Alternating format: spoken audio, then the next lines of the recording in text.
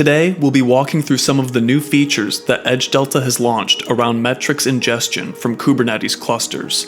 Golden Signals View, which show latency errors, throughput, and saturation metrics. Our new Metrics Explorer, which allows you to look at any of those metrics individually and filter based on Kubernetes criteria. And our new Custom Dashboard feature, which allows you to create your own dashboards in addition to out-of-the-box dashboards. First, we'll start on our Kubernetes landing page. This page shows the current state of a particular Kubernetes cluster. In this case, I've chosen my one EKS cluster. I'm going to go straight into our new Workloads view and what we are announcing and launching for new metrics that are being ingested from Kubernetes clusters. One new addition to this page is these charts. These are golden signal metrics. This view shows me all of the metrics for all of the workloads deployed in a particular cluster, and then gives you the ability to choose different metrics from this view that will alter what metrics you're looking at in each one of these charts. Golden signal metrics are metrics around latency, errors, throughput, and saturation. So in this view, you'll see as we start, we're looking at traffic requests for each individual workload, and we can see what those metrics are for a particular lookback, in this case, 1 hour, across all of the workloads in our cluster. This view allows me to compare individual workloads with the same metrics, but in this particular case, I have 3 workloads in this cluster, named reviews v1, 2, and 3. I have a configuration set up to load balance requests to each one of those 3 in a sort of A/B test, although I'm sending traffic to all 3 of those equally. And I can see by looking at these charts that generally speaking, the traffic patterns to each one of these deployments is the same. And this is good. This is exactly what I would expect to see. But I'm able to do this for this particular metric. I'm looking at requests across all of these workloads for ones that I want to compare and contrast. But if I want to look at a different metric, let's say I want to look at overall traffic for workloads, I can change this tab and change the view for each one of these workloads to that metric. In this case, I'm looking at both incoming and outgoing traffic together as an aggregate sum. But again, I can do that same comparison across workloads and look at traffic patterns for incoming and outgoing across reviews v1, 2, and 3. And I should expect to see those behaving the same. Similarly, I can change that metric to something like P95 latency. And in this case, when I compare these 3 metrics, or these metrics to these 3 workloads, I do see difference of behavior. And this may be something I want to investigate as I drill into each one of these workloads. So when I first zoom into this workload, immediately, I'll see all of those metrics for this particular workload on the same view. So for example, I'll see that as my requests go up, my traffic levels go up, which I would expect to see. As my requests go down, traffic levels go down. And then as traffic settles into a good pattern for this particular workload, I'll see that my requests per minute lines up with my volume of bytes per minute for both incoming and outgoing, which is what I would expect to see. I can also correlate this traffic pattern with my latency, so both P95 and average latency for this workload. Again, a really important metric to understand how this workload is performing over time. But as I get down and look at my hardware metrics, which are generally associated with saturation, I do see an interesting pattern that at some point I saw a spike of CPU. And although it's hard to see at this scale, I did see a spike in memory as well against my Kubernetes requests and limits. In this case, I've gone above my requests, which tells me that I might be undersizing my workload or undersizing the requests that I set for this workload. But to double check that, because I can't really see what the memory looks like at this scale, what this view allows you to do is zoom into a particular lookback period. And now I see much more granular detail or a higher fidelity of these metrics. So you'll see in this case, there are a few times when my CPU usage went above my requests, but never got above limits.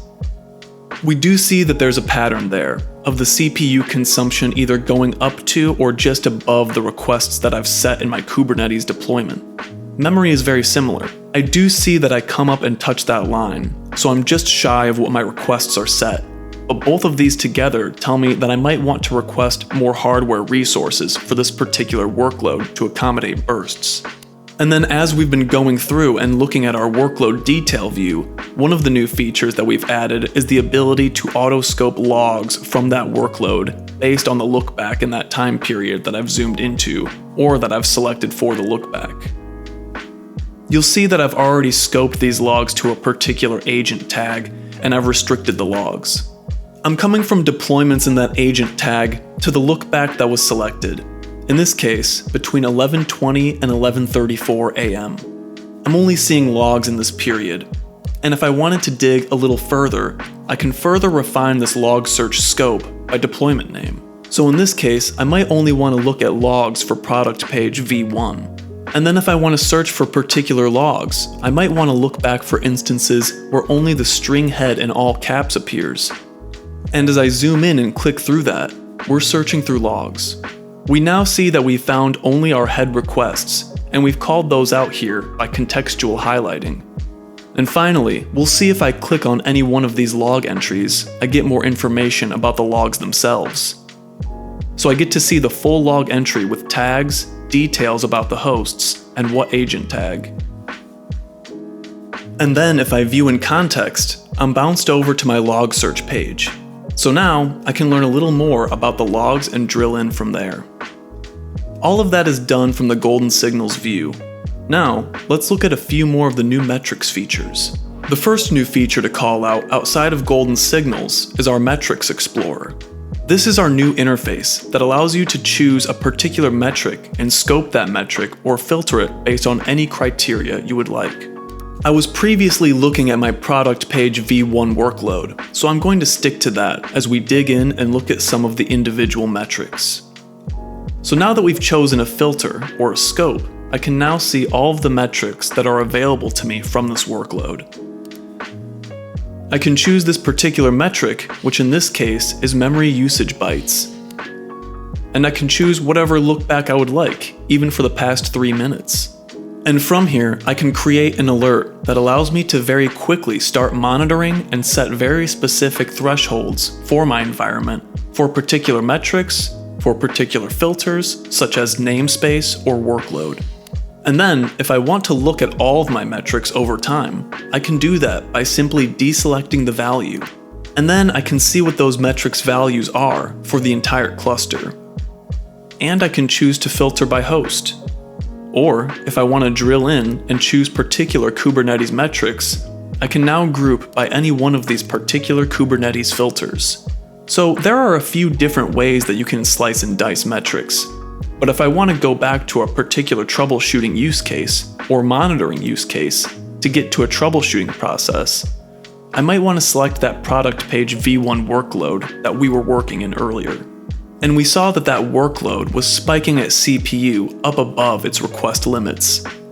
So I might want to look at some of the metrics involved with how Kubernetes handles requests and limits, such as CFS periods, or throttled periods or seconds. So if I look at a particular time period, let's say in the last 30 minutes, what was the amount of time that Kubernetes throttled this particular workload? Using those CFS metrics, I can see that I have a value return that's pretty static, 712. What I can do now is set an alert from here directly that says, this might be too much. I might want to fire an alert anytime I have throttled seconds greater than 0.600. So I can create this alert. And what this is telling Edge Delta is, every time you see this value go above 0.6, in this case only looking at my fair scheduler throttled seconds for this particular workload, then fire an alert. And to see what that looks like, I now go into my monitors list. And you'll see that I now have this new metric, which I just created, and it's going to be part of my traditional metrics that we ship out of the box for things like Skyline alerts, as well as additional metrics alerts. Finally, we have new custom dashboards. In this environment, I have a very simple single dashboard I've created called Kubernetes Statistics that shows 4 metrics that I might want to compare and contrast over time. I'm looking at logs to metrics incoming lines, logs to metrics incoming bytes, network transmitted bytes for particular workload front end, and then received bytes as well. And I might want to look at these metrics together and compare and contrast things like network bytes incoming versus outgoing, as we looked at for our golden signals. But I also might want to look at log level generated from any one of those workloads, which is a good indicator of a problem, especially if I'm running in debug or trace mode.